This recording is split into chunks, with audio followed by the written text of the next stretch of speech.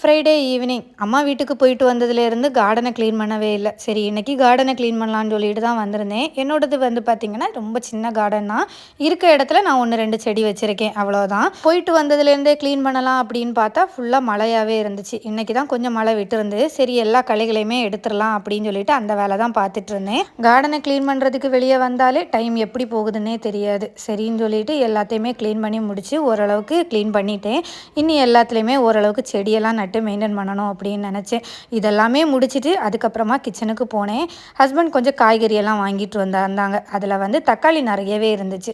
சரி அப்படின்னு சொல்லிட்டு இன்றைக்கி வந்து டொமேட்டோ சாஸ் பண்ணலாம் அப்படின்னு சொல்லிட்டு தான் எல்லாமே ரெடி பண்ணிகிட்டு இருந்தேன். அதில் தக்காளி மட்டுமே 2 கிலோ வாங்கிட்டு வந்திருந்தாங்க. சரி எல்லாத்தையும் வச்சுருந்தா நாசமாயிரும்னு சொல்லிட்டு 1 கிலோ மட்டும் எடுத்து டொமேட்டோ சாஸ் தான் ரெடி பண்ணிகிட்டு இருந்தேன். அதோட அவுட்புட் பார்த்திங்கன்னா ரொம்பவே சூப்பராக இருந்துச்சு. கடையில் வாங்குறது மாதிரியே ரொம்பவே டேஸ்ட்டாக இருந்து இப்போ தான் நான் ஃபஸ்ட் டைம் ட்ரை பண்ணேன். ஆனால் ரொம்பவே நல்லா வந்துச்சு. உங்களுக்கு இதோட ரெசிபி வேணும் அப்படின்னா சொல்லுங்கள், உங்களுக்கு நான் வந்து நெக்ஸ்ட் வீடியோவில் ஷேர் பண்ணுறேன். ஸ்கூல் ஓப்பன் பண்ணுறதுனால இந்த மாதிரி தான் சின்ன சின்ன ப்ரிப்பரேஷன் ஒர்க்கெல்லாம் பார்த்துட்ருக்கேன். இப்படி தான் என்னோட டே போச்சு.